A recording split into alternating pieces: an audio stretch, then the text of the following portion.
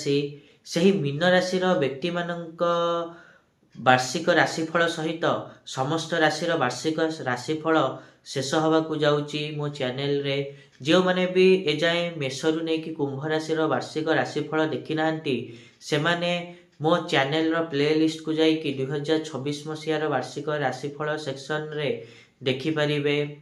आज आमे लास्ट राशि अर्थात मीन राशि जेते सब व्यक्ति अछंती तांकर वार्षिक राशिफल विषय आलोचना करिबा। नमस्कार मु सुआशीष पुंठा स्वागत करछि मो यूट्यूब चैनल को। मीन राशि समस्त व्यक्ति मानकर वार्षिक राशिफल विषय तो डिटेल से आलोचना करिबा।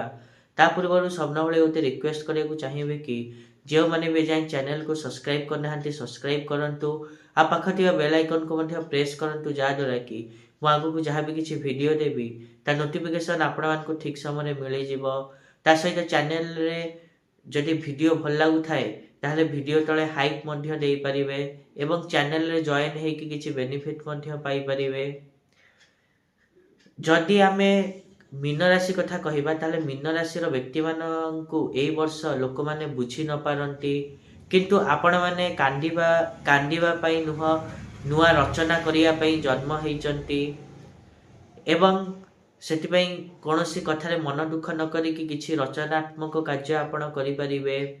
जनवरी रु नै कि मार्च मास मध्य रे जेते सब व्यक्ति लेखक अछंती कलाकार अछंती आध्यात्मिक शिक्षक अछंती तांकर गुप्त माने योग्यता समस्त सामना को आसी पारे। एप्रिल रु नै कि जून मास मध्य रे कोनोसी गुरु बा बड़ संपर्कियंक थारु मार्गदर्शन आपण मानकु मिली पारे। ता सहित आपण माने जुलाई रु नै कि सेप्टेम्बर मास मध्य रे किछि द्वंद्व रे पड़ी पारंती एवं पुराना काम को छाड़ी कि किछि नुआ काम करिया को चेष्टा करि पारंती। अक्टोबर रु डिसेम्बर मास मध्य रे जेउ माने कथावाचक अटंती संगीतज्ञ अटंती बा लेखक अटंती तांको पई भल समय आसुची। जनवरी रु नै कि मार्च मास मध्य रे देखिबे कि आपण मानक सहित कोनोसी ऊर्जावान व्यक्ति जोड़ी हेई पारंती। आपण मानक मध्य रे प्रेम रे वृद्धि मध्य घटिबो। मे रु जुलाई मास मध्य रे देखिबे कि आपण माने जो माने वैवाहिक जीवन रे अछंती तांका वैवाहिक जीवन रे किछि खितिर पितिर लागी रही पारे।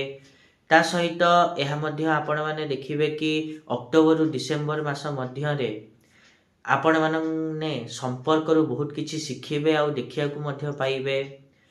तापरे जदि आमे कथा हबा ताहले एही वर्ष आपण मानकर पादरे किछि समस्या हेई पारे। ता सहित आपण माने निजो को नै कि मध्य किछि समस्या हेई पारे। आपण माने कोनोसी एडिक्शन रे पड़ी पारंती। मार्च जुलाई एवं नवेम्बर मास रे आपण माने देखिबे कि आपणक भितर गोटे पुनर्गठन होउची। 12 फेब्रुआरी रे जेतेले सूर्य ग्रहण हबो सेते बेले आपण माने देखिबे कि आपण मानक अंतःकरण आंतरिक शक्ति पुनः जागृत हबो एवं आगो को कौन करिवे तार संकेत मध्य आपण मानकु मिली जिवो।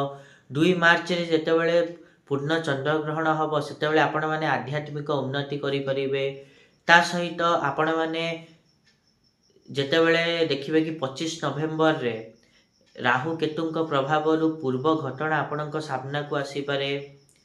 एत थिला जेते सब मीन राशि व्यक्ति अछंती तांको पई 2026 मसिया किभଳି जीवो। आशा करिबि कि मुझा कहले आपण माने ठीक रे बुझी पारथिबे। आ जदि वीडियो भल लागी छि ताहले निहात रूपे वीडियो को लाइक करंतु शेयर करंतु आ चैनल को सब्सक्राइब करिया पे तो जमाई भूलंतुनी। आज पई टिकी देखा हवा नेक्स्ट वीडियो रे। रहुची नमस्कार।